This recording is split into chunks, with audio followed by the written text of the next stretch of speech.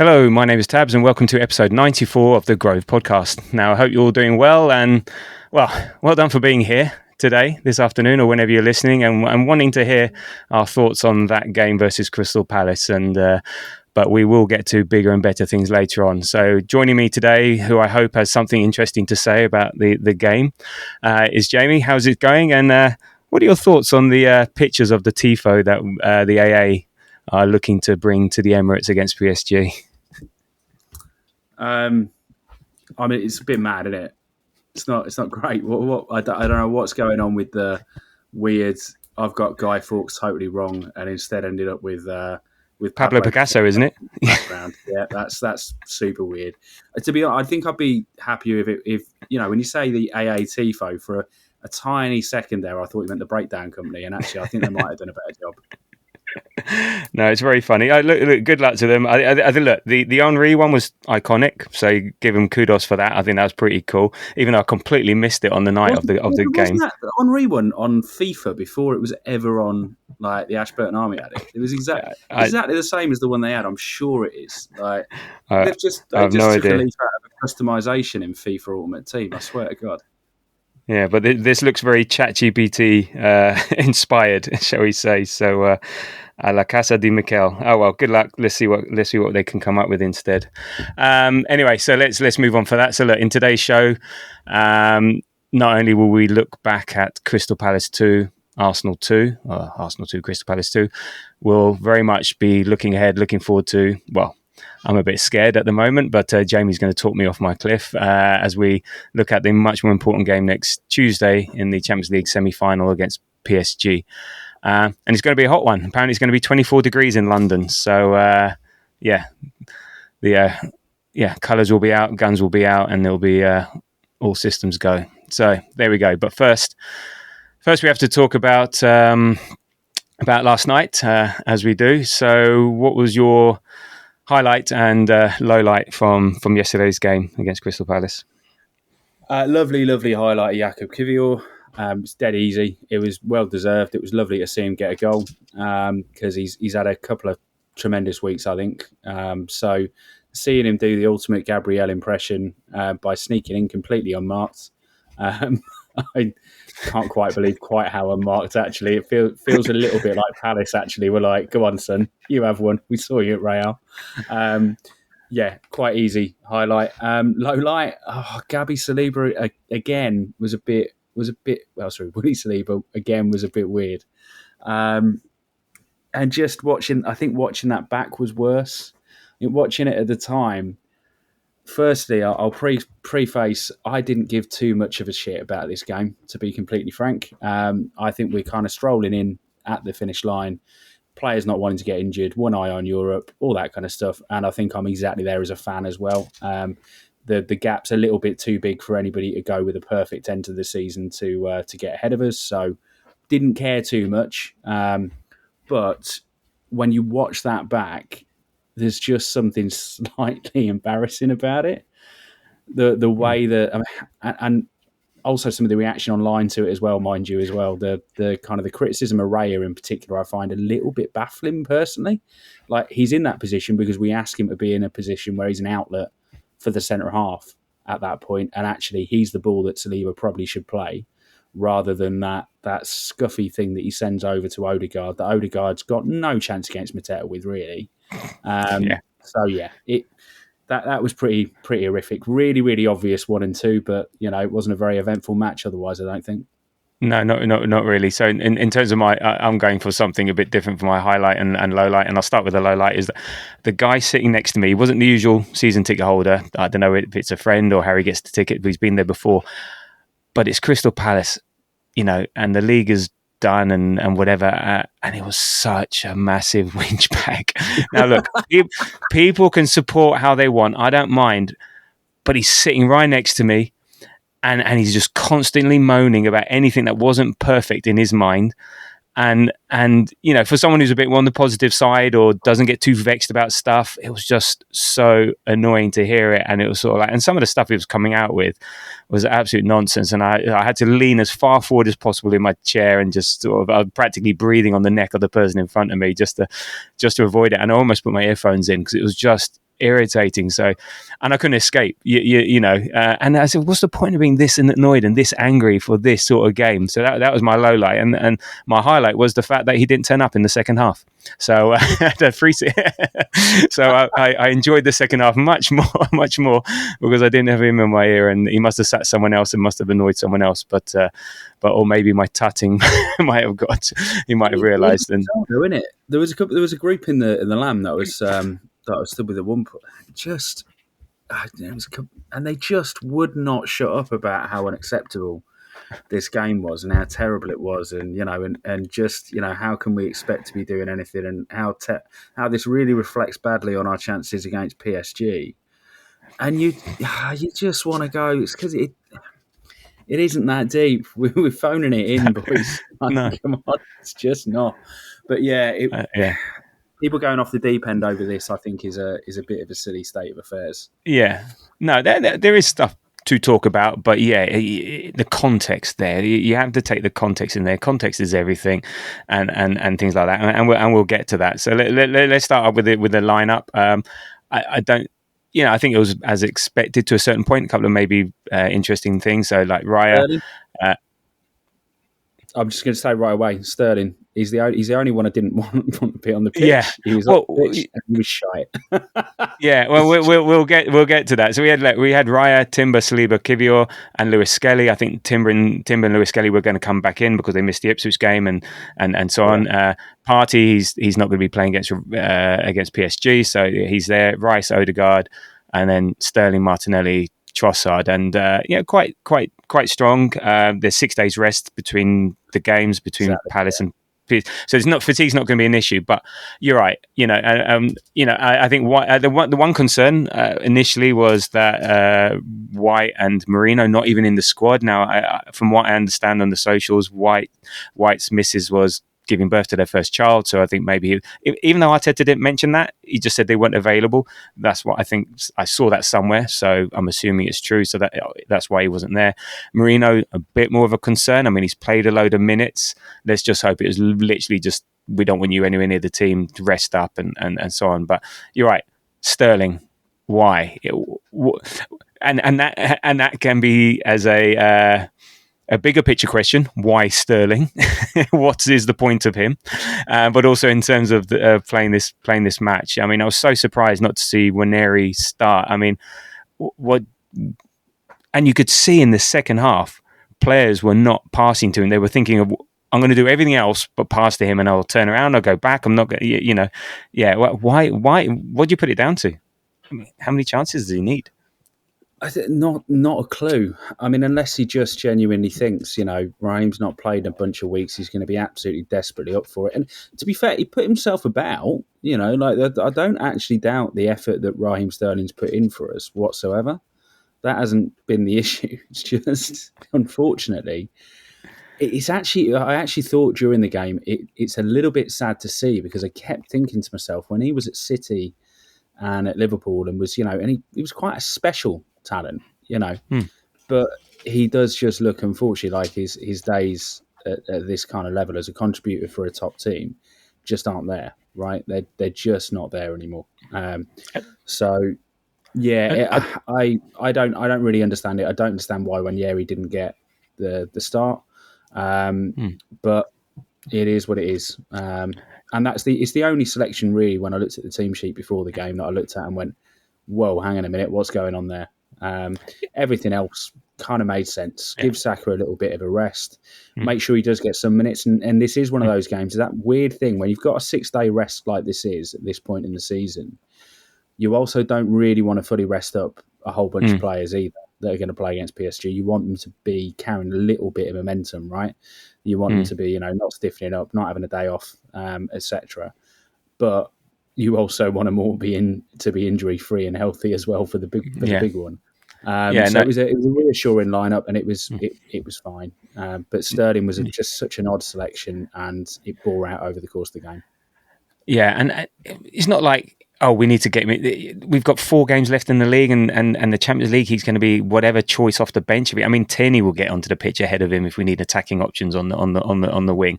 I'd suggest. So yeah, it's bizarre. The only thing I heard today was potentially that he's protecting Ethan in case anything happens to Saka. So again, it's like a double. It's a safety net on Saka, because maybe if Ethan is carrying a little something, you don't want to do something to that. If he's called upon, if something happens to Saka, so that is the only potential thing that I could see, because he's gone at the end of the season.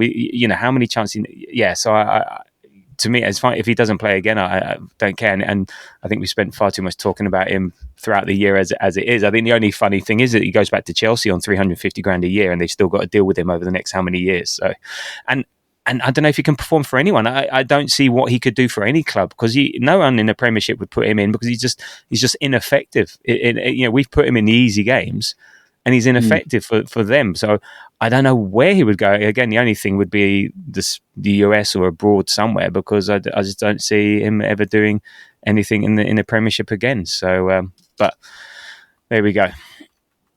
So, yeah. So in terms of the overall game, actually, and statistics-wise, even though we dominated possession, I think we had 68% to their 32%. The Palace were the better team. They had 1.81 xG to our 1.18. They had 15 shots to our 12. They had 4 on target, 5 big chances to our 6 and 4.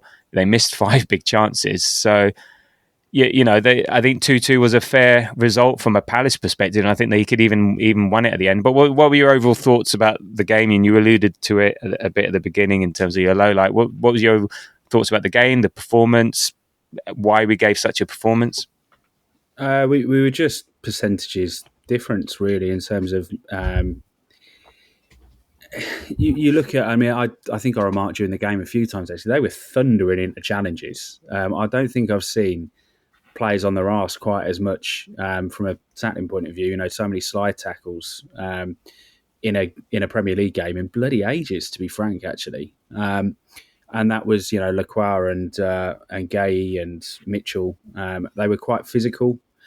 And to be honest, if you're going to come and be, physical, opportunistic, reasonably well organised at times, and be firing into challenges like that, we can absolutely deal with that. This Arsenal team is a team that thrives on that. However, they thrive on that when they're really bang up for it. And instead, to me, it felt like we were almost wincing a little bit at times as a team, and just sort of going, whoa, hang on, let's calm things down. Can we not just, kick the ball about a little bit? That's almost the vibe that I got at the team yesterday, was that we just wanted to be able to try and kind of walk off with a win, having, not put ourselves in any kind of risky position. And when you've got Palace throwing themselves around like that, and and being so physical and so good on the press, then ultimately, you're going to come up short. And I think we were maybe a little bit lucky with that 2-2, really. I mean, they were fortunate in the actual manner of that goal for sure, the equaliser. But nonetheless, as you say, they had opportunities before that, and they could have done us some damage and walked away with a win, and I wouldn't have begrudged them it at all. Were you surprised? Were you surprised, given that they've got an FA Cup semi-final on Saturday evening, so sooner than our one, that they actually came in and played so like the way they did, that they may be seeing opportunities where we're going to be off it. But I jokingly said in the preview pod the other day that this is going to be the most non-contacty game of football with 0 tackles there's ever been, because I didn't expect them to come in and play the way they did, and especially going 1-0 up. You think, oh, okay, we've gone in 1-0 up. Are they really going to be that bothered and stuff? And yeah, they were well up for it. And it seemed like they weren't playing like they had a big game. And the semi final for Palace is a big game. Yeah, yeah. I mean, they were seriously motivated for it. But I do think you got to think with Palace are one of those teams in particular. So you got like different, these sort of different echelons of size that target different things and get up for different games in different ways at different times of the season. Blah blah blah blah. But for Palace, this is playing against the Arsenal is a good opportunity for a bunch of very talented players that they do have to try and strike out and get those wins where they, against a so-called kind of big club that's got their eye elsewhere. I can kind of see why they'd be so well motivated, to be honest, even though they've got that semi-final coming up. When you're playing in a Palace team, you're probably playing through a bit of drudgery like we're seeing at the moment, the sort of waltz to the finish line, because you haven't really got any way of moving up or down the table a great deal unless you really massacre the rest of your games. Palace have sort of been in that position since about November, right? They've sort of and they are most seasons. Their season sort of ends somewhere around about the point in time where it's almost impossible to be able to see them get relegated or make Europe. Like, that's life at Palace, right? So I do think they're one of those sides that if they smell blood, and we've seen them with a few teams. I mean, Mateta loves banging in goals against quite big clubs, right? And relishes being on a centre half who's not ready for a physical battle. When he came on, it was excellent. And obviously Eddie had a point to prove as well, and put himself about fairly well, even if he didn't have the best of games. I was never fearful of Eddie's end product. Don't worry. No, not really. But I do think there's just something about it where I think they probably we got the early goal. They got themselves organised, and then at some point they just sort of smelt blood a little bit. I don't think they were that good until they got that goal from Eze, and then when they did, they just went, right, hang on a minute, and we were really on the ropes for a little bit after that. That's sort of the way that I see it. I don't think it's that they necessarily were like massively motivated coming into this game. I just think if you're those players and you've gone through the season kind of doing the motions for the majority of the time, and then suddenly you come up in a game like this and you smell a bit of blood, you start to to really sweat it out.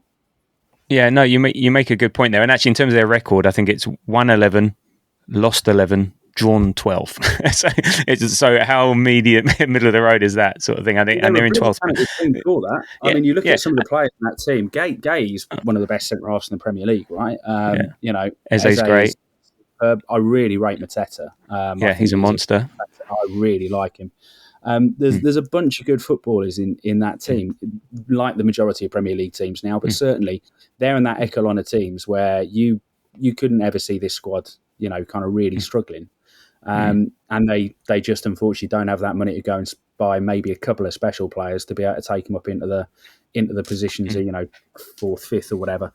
But the squad's not far off for me. That starting lineup for me isn't far off, say, Forest's. No. So they are a decent outfit. They're just having a very mediocre season like they do every single season of recent years.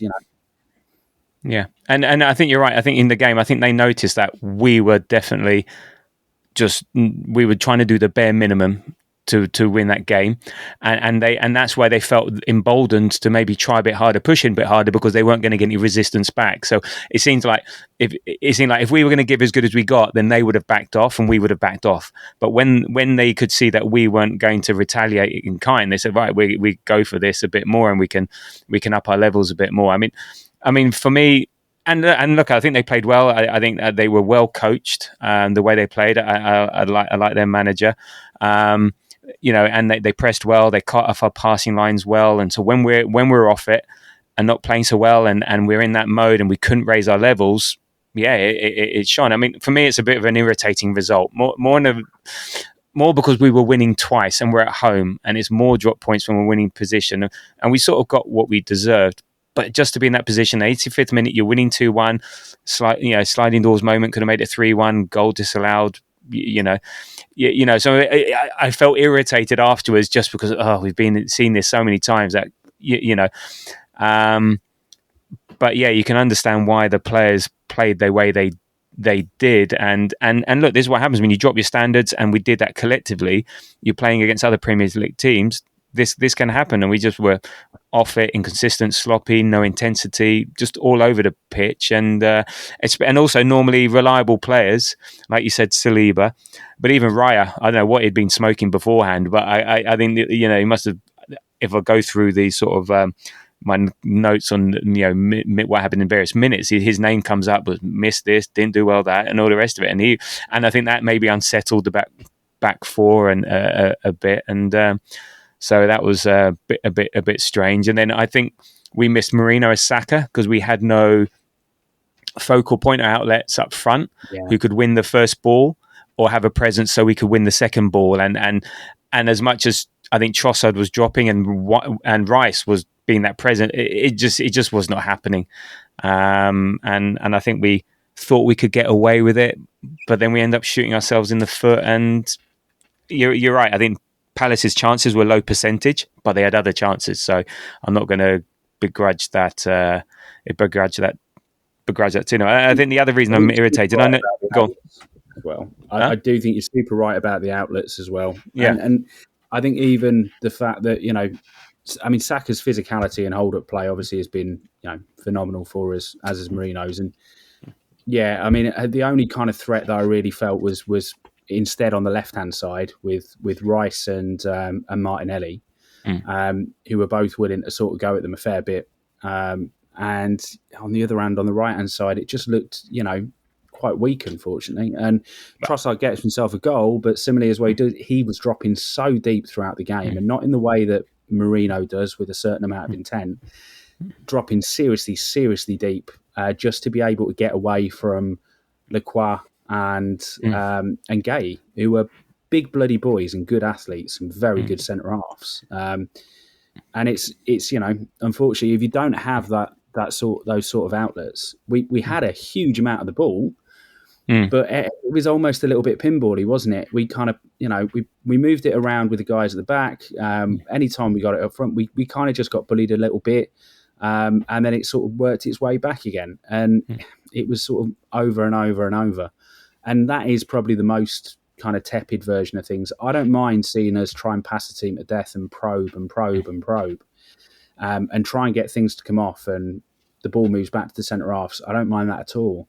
Yesterday, the thing is, the probing just didn't feel like it was very effective, really. It didn't feel like anybody was realistically going to come off their man. There's a little part of me that still wonders how the hell we managed to score twice, to be completely frank, actually. We'll come to that. But yeah, and look, and again, when you're stopping your passing, there's no momentum and stuff like that. And you say, look, the right hand side, and actually, you say Trossard coming deep, that's fine. But if you've got Marino ahead of him, that's fine. Yeah. Or if you've got Saka, if you look at average positions, it's normally Saka and Martinelli that are the furthest forward.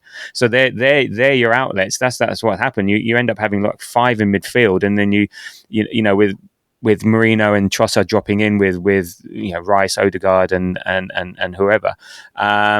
And then the furthest forwards are our wingers who sort of playing as auxiliary forwards or wide forwards sort of thing. So it's but when you've got Sterling there, who it doesn't quite work. So you've got half the team doing what they should do normally, but you haven't got the other half the team to react to that. So, and again, you add that to the human nature of not wanting to.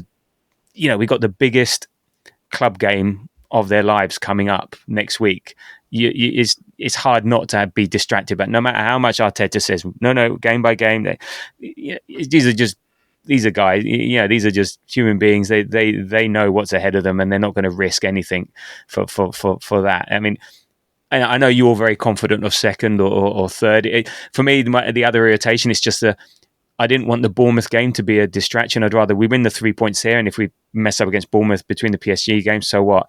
Now it's sort of like we might have to try a bit harder than we might want to against Bournemouth, given that we've got Liverpool. Well, really, we need one win, and if we're in here, I looked at it the other day, and it's what? So City are 6 points behind us with 4 games to go. Yeah, I mean that is a very, very sizable gap. If they're perfect and we win twice, they cannot make it past us because of our goal difference. We're 11 goals ahead of them, right? And realistically, do I think they're going to win every single one of those games? Probably not. It's plausible, but probably not still. And then Forest, on the other hand, are 7 points behind with the game in hand. So, even if you said that was an effective 4 points, right? That still requires for them to go perfect, including that one that I've just written off as an extra 3 points for them. That still requires for them to go perfect and for us to go and drop 2 games, which I just can't see happening. I know we're stuttering to it a little bit, but the current form is what? 3 wins, 3 draws in the last 6. We've got 4 games to go. If we get 2 wins, 2 draws, we're mathematically over the line.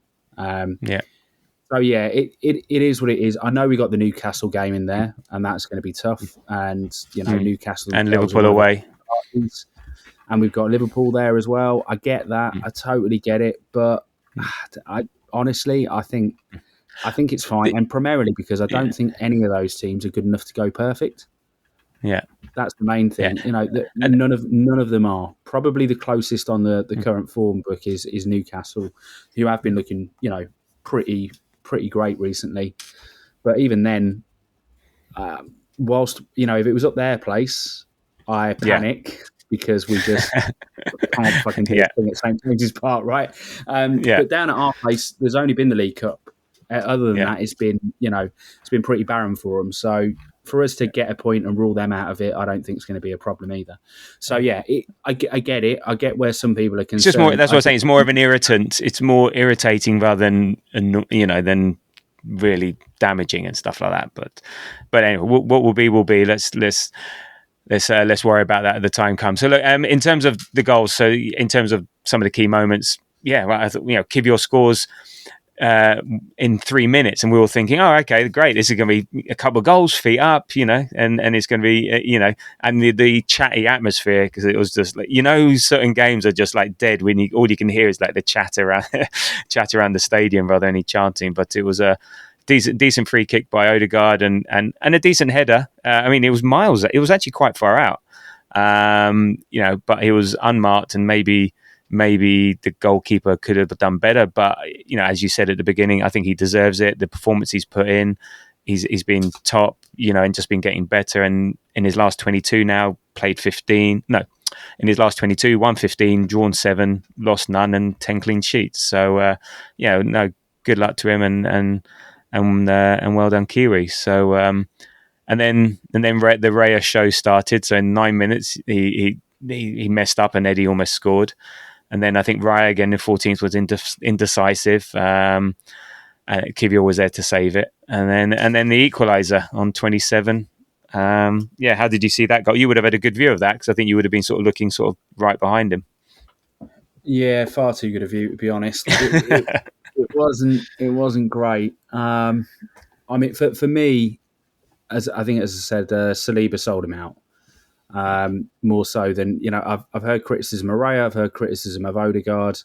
For me, it squarely does sit on Saliba. This he's the Eze goal, the sorry, equaliser, there's a 1-1. goal. Apologies, I thought Yeah. you were talking about. You would have had great. You would have had great view of both Right, goals, one to your right and one to your oh left. God, the Eze goal. Oh, Yeah, I mean, fair play. It was yeah, an absolutely beautiful goal. I thought. I mean, it's just yeah, it immediately brings to mind a bit of Paul Scholes, doesn't it? Is the way it is for me. It's not quite as good as that. It's not quite as great a no, technique, but it's just seeing a goal scored in that way off a corner is pretty delightful. And I actually had a little moment in that one as well, going again where, because you don't kind of give too much of a too much of a nuts about what the result is. I sort of went, oh, kind of glad to see that, to be yeah, honest. Like, at least yeah, that's one of those goals that you quite enjoy seeing in person. So yeah. yeah, I was fair play. sort of clapping silent.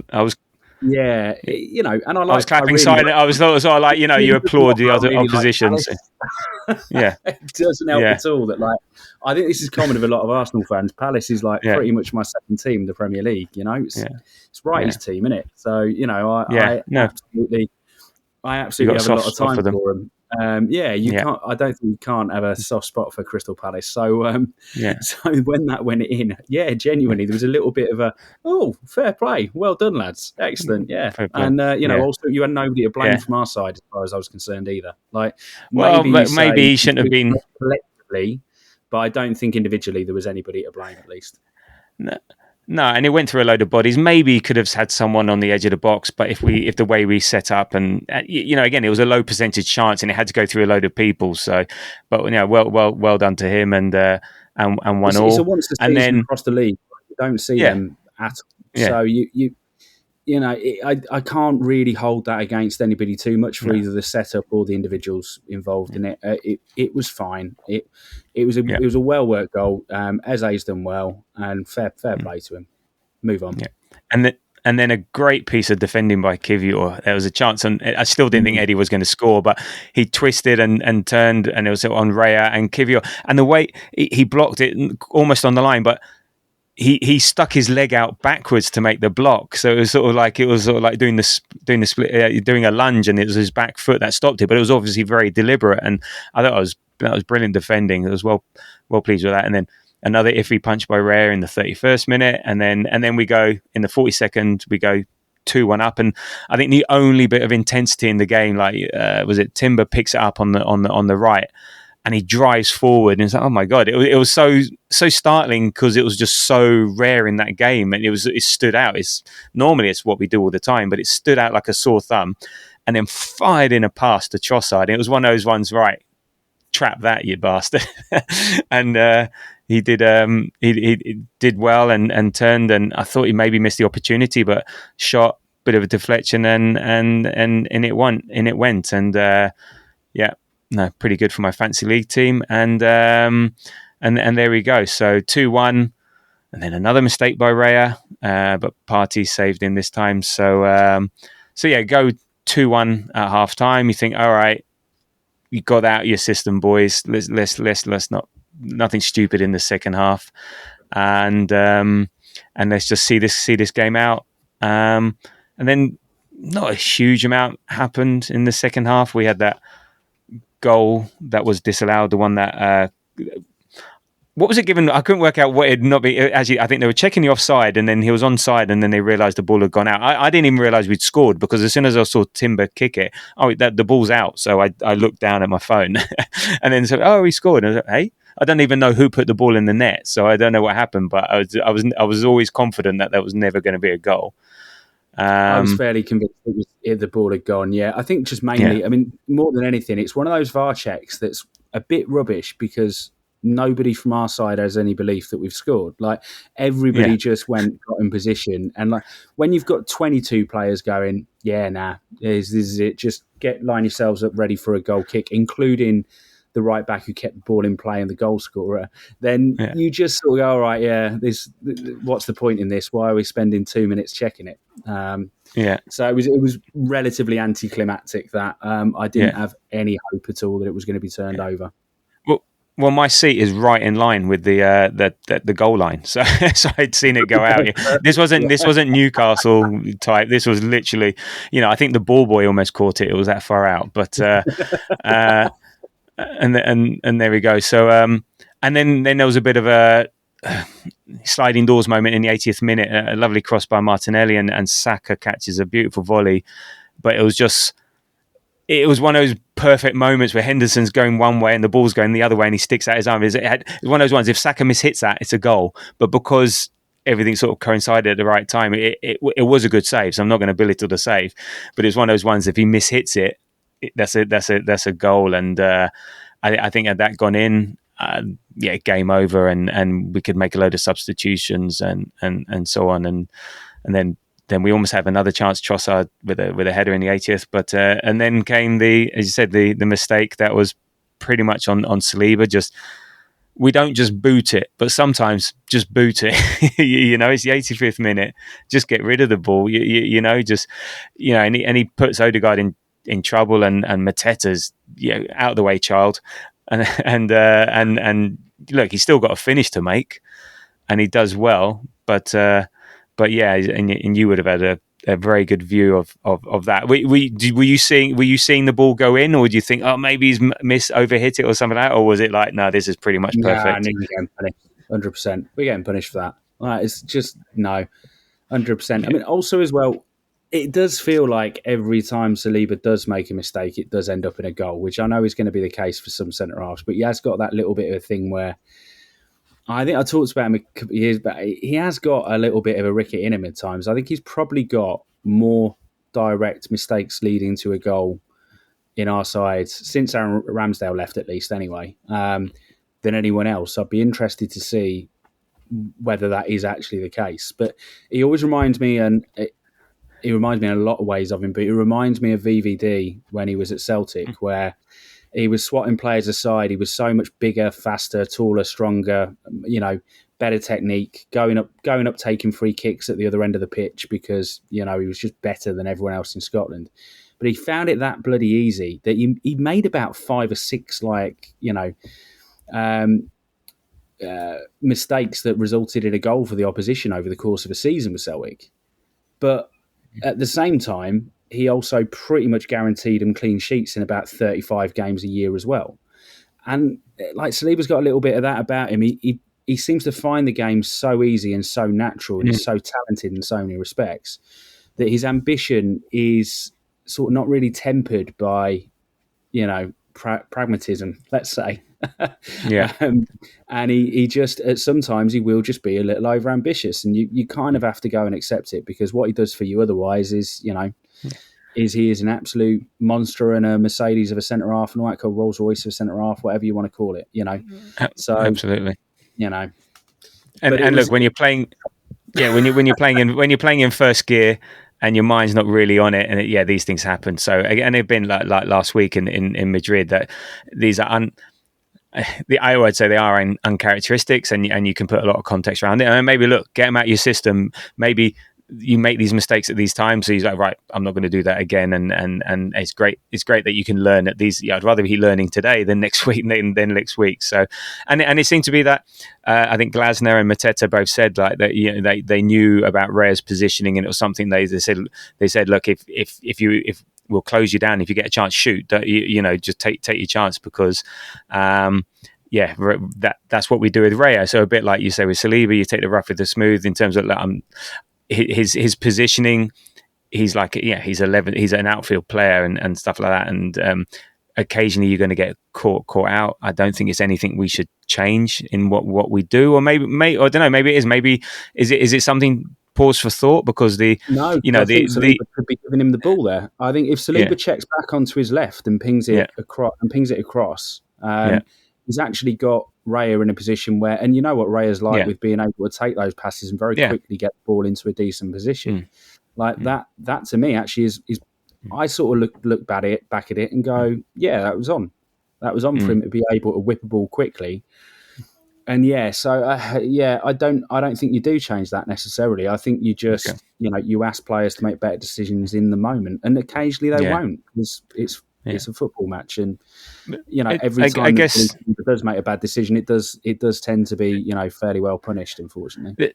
The reason I ask is that also because the MLS red card against West Ham was also, I think, MLS's mistake, but it was down to Raya's positioning as well. So I just wondering, maybe it's just something to be mindful of, just to I don't think we change anything we do, but just to sometimes be a bit mindful of in certain circumstances. It's more of an awareness thing than change what we do. But it's sort of like teams are going to, I think the more people see us get exposed to it and we suffer as a result, maybe it's something that you got to sort of evolve a bit and think about. So we'll see how that pans out. But even then at 2-2, we had the best chance, I think, to win the game. And I mean, Martinelli's been in fantastic form the last few weeks, but this was Martinelli's. The one pain point I think people have with him is his inability to look up when he's running with the ball. I mean, it was a great. I mean, it was really clever positioning from the throw-in, because I saw him and he deliberately stood there, and then Tierney saw it, and so we got a break from a throw-in, but he just never looked up. And there was either two things: one, do what he did last week and cut across the defender and take it on your right foot, or two, get your head up. Saka is a square ball away in the middle, no one within a mile of him, just square it to Saka, and he sort of did neither, and it was sort of a bit a bit annoying, because he's been so good recently. Yeah, absolutely. I thought he was fairly lively yesterday, and a bit cute in a few places, and had some decent moments. So, bit of a shame. It would have been a really nice thing to see him get the winner. But it is always sort of the frustration with Martinelli, right? It's end product to not getting his head up, and I'm never going to stop having those reservations unless he gets over those things, unfortunately. But I will say is, I don't want to dwell on those reservations at a time when he's had a really monumental about month and a half now, where I think if you add up those 6 weeks, Declan Rice is probably the player of those 6 weeks, and then straight after him is Gabriel Martinelli for me. Yeah, No, absolutely. And look, again, I think game state. I think a game with more jeopardy, shall we say, or where you're more focused, maybe it's different. I know it's only because we've seen it before, but it is what it is. It ends 2-2. The game peters out. There was 8 minutes of extra added time, but just nothing happened. I think even Palace maybe had the better chance, and I don't know. Maybe it's one of these ones that Arteta will be angry about it because you know what he's like with the Fogging standards, but and maybe he gives them a rocket up the arse and say, look, you can't do that. You drop your standards. Look what happens, and you do that against PSG, you're going to get absolutely spanked. So maybe he can use that as a bit of motivation to fire out the boys, and I think if that was a training session, they'd be back in the afternoon for double training for sure. So there was a yeah. I will make one ancillary point and sort of ask you the question as well as to whether Okay. you think there's anything to it. But I do think a part of it with these games as well, and I don't think this is the first time in the last month, 2 months now, really, to be honest, probably around 2 months of it, is I think one of the things that maybe doesn't help as well is that if you want to get a bit of intensity into some of these games, then a lot of the time the way that you'll get there is through the fans. And Mm. we weren't really adding any great intensity yesterday at all, to be frank. To be honest, I don't think there's a time where at 2-2 in a game going into injury time and being told there's a decent amount of it to be played, we sounded pretty tepid at that point too. Like it was more noise than there had been for the rest of the game, Yeah. but there was still not very much. You know what I mean? I Like don't know.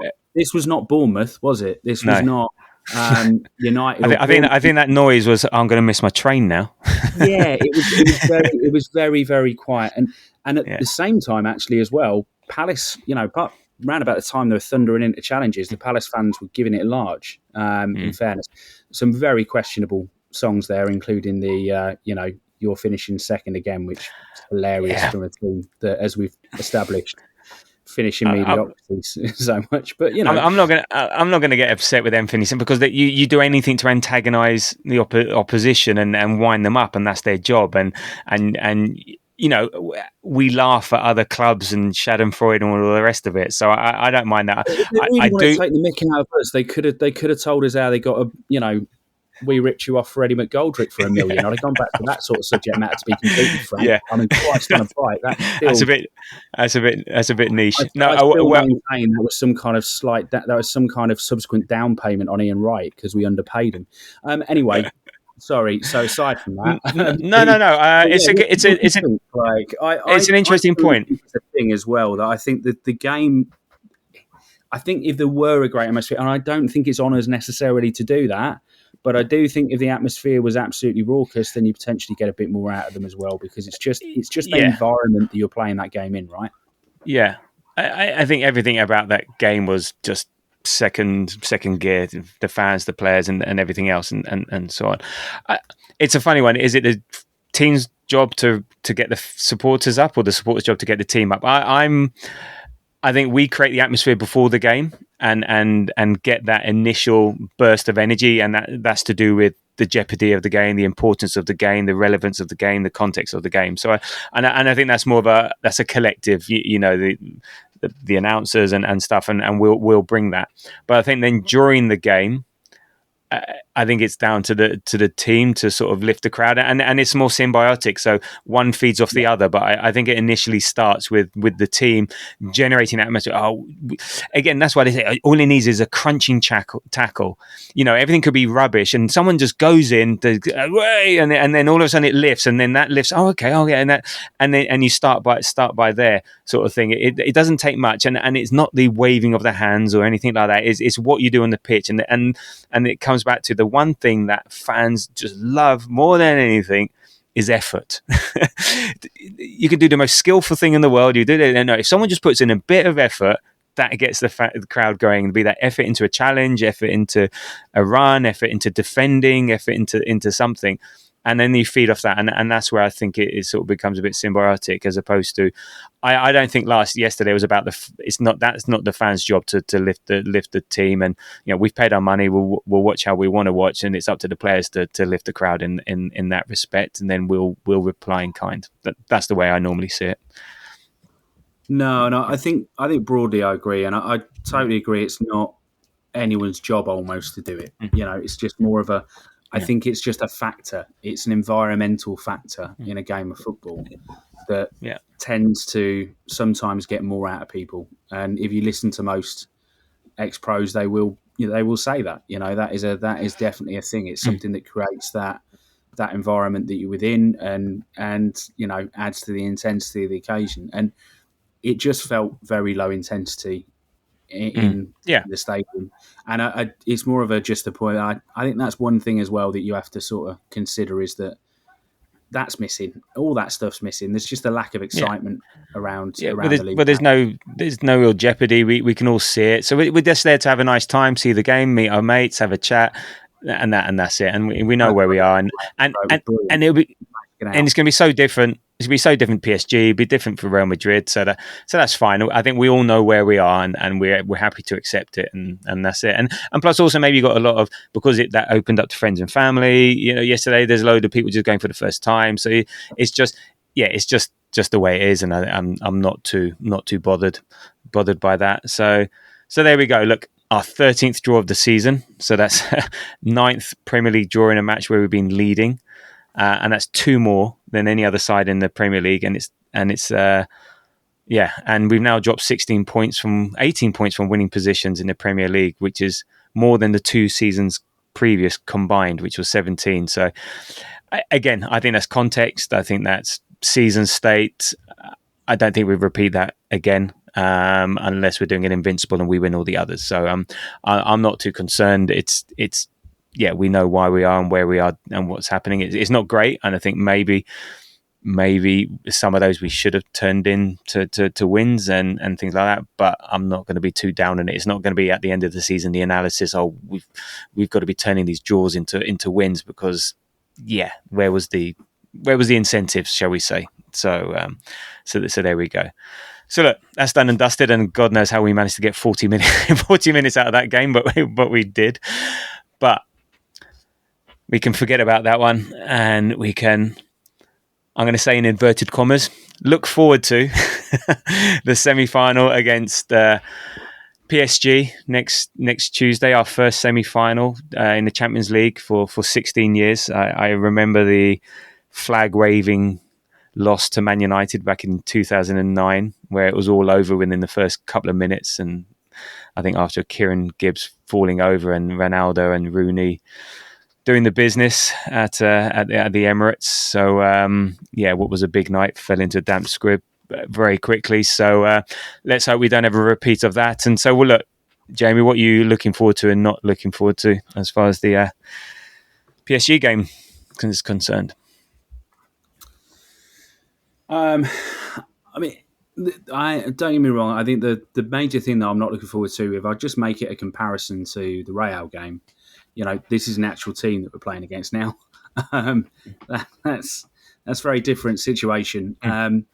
What I am looking forward to is potentially they're a lot leakier than people make out. You know, you look at the Villa game, and you know, if we can get ourselves in a bit of kind of high intensity, quick attacking football, it might be there for the taking.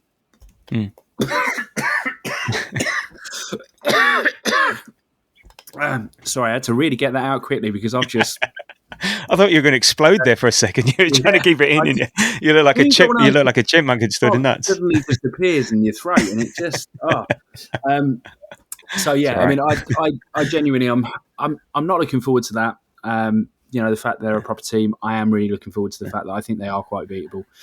First message I got actually after the Villa PSG game wrapped up was a message off my uncle who's a Villa season to get older, just saying you'll beat these. Wow. And okay. You know, I think if we refer back as well when we played them last, we beat them. Then the other bit I'm really looking forward to, actually, if I'd really thought about this and remembered that you asked this question, and I always sort of hate this question, to be honest, is what are you not looking forward to? I've only just asked this question in 94 of the 94 pods that we've done. I know. And you've been on loads of them. It's always just a bit of a weird one for me. Like the highlight low light of games is great. Anyway, look, regardless of my critique of of the podcast I'm The sat at the format. moment. Um, if I really think about it, actually, one of the things that I'm kind of like low key excited about is just the fact it's a PSG semi final, and I'm not a big believer in omens or whatever, but I love that it's happening. 21 years after the last time that we played them in a semi final, and that was the last time that we won a European trophy. So if we could mimic that, and have a what was it? Was it a 1-1 and a 1-0, if I remember rightly? It was I pretty can't low remember. You're scoring. you're better. You're Pretty better low. at the history than me. I mean, I particularly remember Super K. Super Kevin Campbell's greatest moment in an Arsenal shirt. Absolutely top moment in an Arsenal shirt, his goal against PSG. So I think it was 2-1 on aggregate overall. But yeah, if we could have a nice tight one like that that's significantly lower scoring than Real, I'll back us to go through. And I just think this team is just built for European football and for these kind of nights, and for them to be a team that have got quite a lot of attacking talent and are a pretty top counter-attacking team. Well, that's great and everything, but I think we might well be the best counter-attacking team in the competition. So it should be a great game, I think. Well, that's the thing. I mean, for me, I'm looking forward to it. But it's just another big night at the Emirates. I think we'll try and replicate the intensity of the Real Madrid game, but I don't think we will be able to. I think the Real Madrid game was an event and had such the glamour tie and all that around it. I think we'll be an incredible atmosphere and it'll be an incredible night should things go away, and we will get it. I just don't think it will hit as hard as the Real Madrid one. I think that was a bit unique in the timing of it and how it panned out. But yeah, no, it should be another. Again, if it's going to be a sunny day, warm day, just incredible night at the Emirates. So what I'm not looking forward to is it will be a difficult game. I think they're one of the top form teams in Europe with some great players. And I listened to a bit of a preview pod this afternoon, and I'm shitting myself now with a PSG expert, and I'm now a bit worried. It's going to be a long 5 days between now and then Tuesday, because they've got threat. They're a good team, and I'll get onto them in a minute. But in terms of us, I'm gonna say the lineup, and I'm pretty sure this is going to be everyone's lineup. It's going to be Raya, Timber, Saliba, Kivior, Skelly, Rice, Marino, Odegaard, Saka, Martinelli, Trossard. I don't see it being any different from that. My only issue is that we don't have anything on the bench. That is a concern if we need to do something to change things up. You don't. I'm pretty sure you don't think it's going to be anything different, do you? No, not really. You've got to go with what's worked, I think. Yeah, and but yeah, that's off the bench. Was it Winery and Tierney, maybe Zinchenko? But let's hope we don't have to rely. It gets to that. So I see a lot of parallels between Arsenal and PSG. So they both got young, intense managers. We've both got teams which are a mix of experience and young talent. Both got sort of sketchy records in the Champions League. I think we're both the teams that have played the most without winning it. I think they've had more experience over recent years with semis and the final. But this is a new project for them. They've moved away from the Galacticos. And you mentioned the game. Yes, we did beat them 2-0 in the group stages, but they're a different team since then. And Enrique's got them since about December. He's got them ticking over. I think he was new to the job. It took him a few months to get going. So there we go. You're right. I think our opportunities will be they got the fullbacks that play high up, so so it's going to be a bit cat and mouse. How risky are we going to say, hey, let's take advantage of that and push them back, versus how risky are they going to be? No, we're going to push Saka and Martinelli back by pushing forward. It's going to be that is one place where I think we can get them. I think the other place we can get them is the midfield. I think technically they may be a better midfield, but we are physically stronger, and that's maybe where your uncle may be coming from in terms of, if we can do them physically, that's maybe where we can get our advantage over them. How do you see us? Yeah, I mean, and maybe we can dominate that midfield. So yeah, how do you see us going about the game and getting? We've got to go to the Parc de France, still in the tie, shall we say? So a draw, a win. Yeah, how do we go about that? I think you have faith saying that you're going to go out there with a lead. Simple as that. Yeah, I think at the Emirates we don't do a great deal different to what we've done in the majority of European ties this season. To be completely frank, we try to control the game, and we have a bit of patience, and we trust that it's all going to come through. And I think certainly the team is built, I think, as a team that functions extremely well in the Champions League. To be honest, like it just works.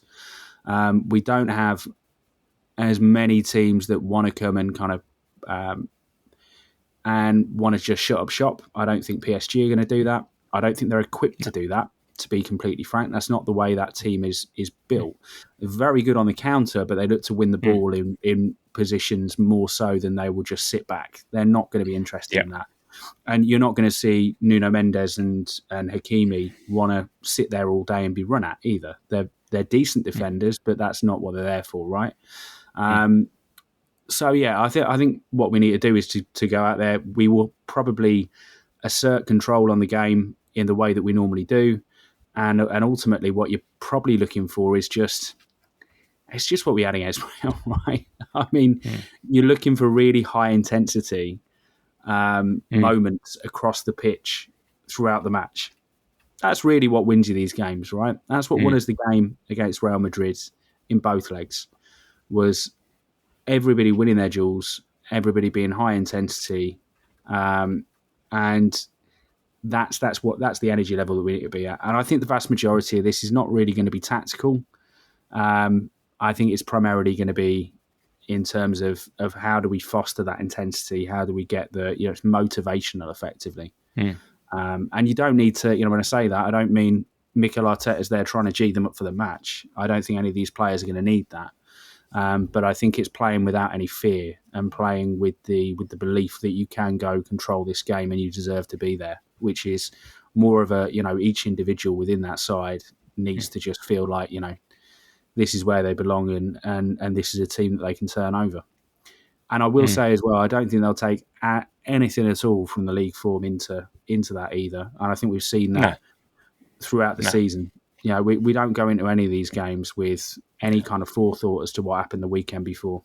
In fact, to be frank, how many bloody good weekends have we had before a Champions League match actually this season? It feels like most of them have been a bloody draw. So,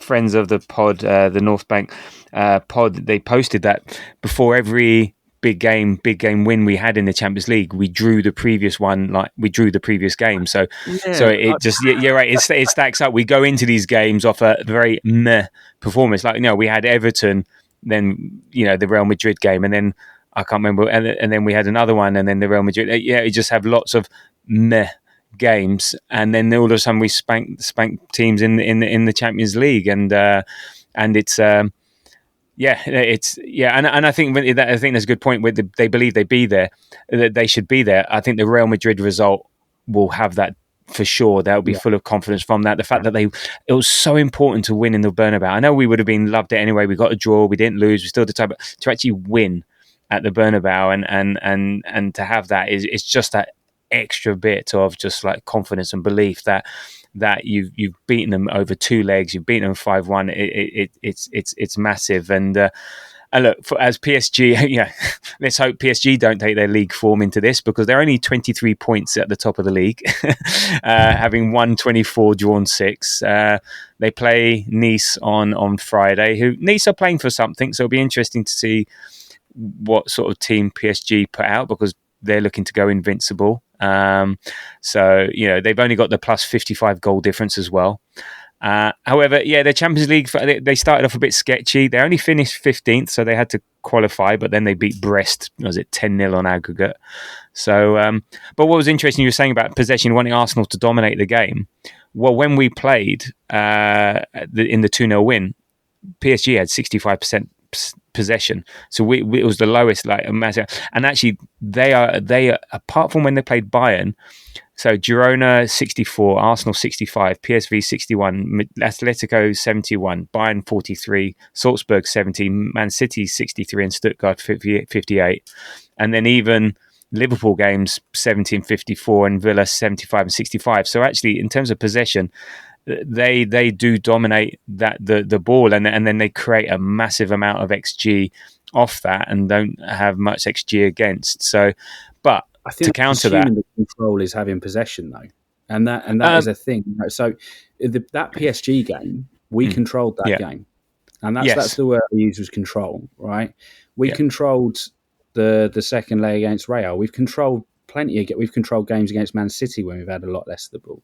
mm, I think control for me is about deciding which areas of the pitch the game is being played in, mm, and deciding what the intensity is across that game, and that's the mm, degree of control that when we're at our best, that's what mm, we exert on a game, and mm, that's sort of more what I'd point to necessarily than just possession. I don't really care how much of the ball we have.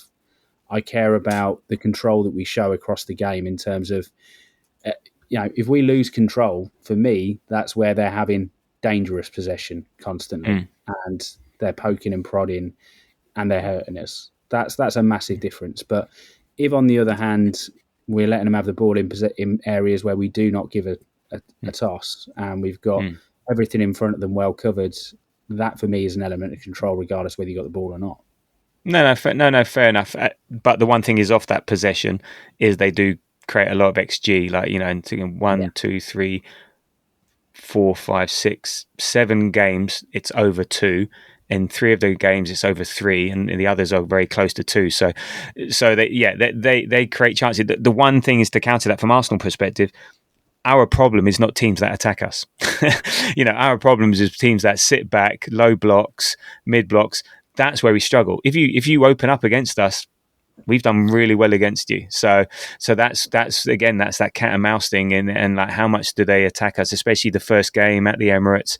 How much do they go for it, or how much do they wait? Okay, we'll get you at our place. So it's a great matchup. It's an intriguing tie. I keep thinking, would I have rather had Villa? And still no, because I just the Emery factor would have been just shit. You just know, PSG are a much better team than them, but yeah, you just know. So I'd rather, if we're going to go out, I'd rather to PSG, but also I think we've got more chance of beating PSG. So it's a really intriguing game, and it's going to be, I think it'll be an amazing game to watch. They've got quality all over the pitch, but some youth there that maybe could be got at. Neves is only 20, out there. I think he's Pacho's good though, isn't 22, Mendes 21, Barkla's 23. Yeah. Oh no, they're all good players. But again, like the Villa game showed, they could be got at. So let's see. But he's a great shot stopper, a bit like Courtois, not very good with his feet. Their midfield is small in stature, so technical. They say we can dominate. But Dembele, since he's gone in the middle, he's on fire. They got the guy that I can't pronounce his name, Carriage. I can never pronounce his name. I heard it he? loads of times. Is that it? Yeah, I think that's the There's one. there's like a shortened version that all the young ones say, and I can't remember what it Right. is. And then Due, and then or Barkler, so but we've got class all over the pitch. It's a shame. I think for the home game, it's a shame Partey's not there, because maybe you want Rice to be further upfield, driving through the midfield, rather he's going to be a bit deeper. The away leg would be the one that Partey actually doesn't have to play in, because that maybe you do want Rice stepping up, but it is what it is. So yeah, it's going to be an really, really intriguing matchup. And then just one final thing. I saw that I normally look at who's injured, who's suspended. So we got Partey, Gabriel, Jesus, Jorginho, Havertz, Calafiori, Tomiyasu. And then there's a big blank space for the PSG players. Everyone's available. Everyone's fit.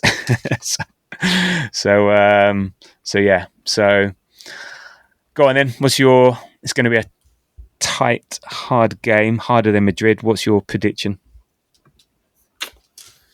I mean, this is a really tough one, to be honest, because I feel like it could go both ways. Do you know what I Yeah. mean? Like, it could very Yeah. easily be some kind of 4-3 ridiculous match, or it could very well Wow. be a win. I'm going to go with a cheeky 1-0, just because I would love it to be 1-0 to us at our place, 1-1 at their place, to replicate 21 years ago. And that would The be historian, The historian strikes again. Okay, I'm going for 2-1. I think they've got such a threat. They might get one. I mean, away goals don't matter. The goals matter, but the away goal rule doesn't really count. So I can see something like 2-1, and then maybe we hold out for a draw over their place or something like that. But yeah, it's going to be a biggie. It's going to be a biggie. So and Well, I well, was good actually luck to putting everyone. money on it. I'm going odds on over 2.5. In fact, to be honest, Wow. in like a half in this, there's just something about it where I do have a sneaking suspicion it could get really harem scarum. Oh, a And real if it Harlem does, Globe, a real basketball match. yeah, as long as we Kevin Keegan it and score more than them, I'm Yeah. happy. But we'll see. I don't know if I can take it. I don't know if I could take it. I don't know. I don't think I'll be able to take anything. We're winning 2-0. Don't let in a goal. We're winning 2-1. It's just, it's going to be nuts. So, and look, good luck to everyone who entered into the ballot. I think results come out tomorrow. And then it's just going to be all on the ticket exchange. It's going to be about 3% success rate for this, isn't there? So I don't know. I got a feeling this one might be better than Real Madrid. I think Real Madrid was such a big draw and such a big occasion.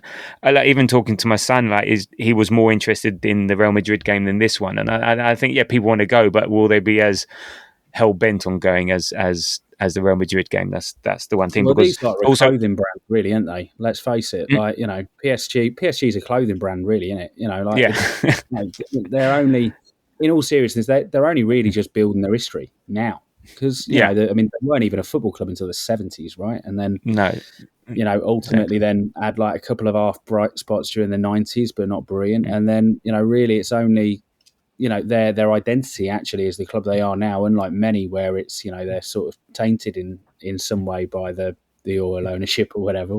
It's about a third of PSG's history. They don't give a shit at this stage, but they're really just sort of building that identity, and will be quite interesting actually, because most of that has been such a sort of a lightweight identity and a bit of a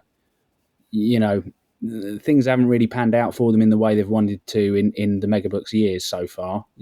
Most of the big moves haven't really panned out outside of the domestic competitions that they should be odds on to win regardless. So this team, they'll have the bit between their teeth. They have a real chance to be able to create some history and stop them being just a clothing brand that's particularly well worn around the streets of South London. I do generally see, in fairness. No, indeed. So, look, that's why I think there's lots of parallels between the two clubs, between the managers, between the way we play, between the players. So, I think it's such an evenly matched up game. It's, you're right, it can go either way, but obviously at home, let's hope we have that advantage. And look, I'll leave you on one thing that guarantees us the win, and actually the win in Munich. So, Pope John Paul I passed away in 1978, and an English team wins the Champions League that season. Pope John Paul II passed away in 2005. An English team wins the Champions League. Pope Benedict the 16th passed away in 2022. An English team wins the Champions League that season. Pope Francis, thank you very much for doing your job. It's now our turn. So there you go. It's written in the stars, and I'm taking that as gospel that we're going to win. So I'm taking it as gospel as well. Thank you. Mate. I'm here all day. I'm here all night. Okay. Very good. Is like really upset with you doing on this. You know what I mean? But I'm a very lapsed one as well. So there we go. So there we go. So we got Pope Francis to thank for our impending success. Well, look, thank you, Jamie, for today. I appreciate your thoughts and your time. Thank you, Tabs. And good luck with the ballot and the TX. Well, good luck with the ballot. Let's hope it's not a TX frenzy over the weekend. And look, you can follow us on Threads and Blue Sky at the Grove AFC. The next show will be after PSG next Wednesday, most probably, and pre-Bournemouth. And let's hope it's a celebratory one like the Real Madrid one. And if you enjoy what you hear at the Grove podcast, then subscribe, leave reviews, check us out on the socials and so on. And there we go. So 5 days to go. Plenty of time to think about it. Let's get excited. And until the next time, come on, you Gunners.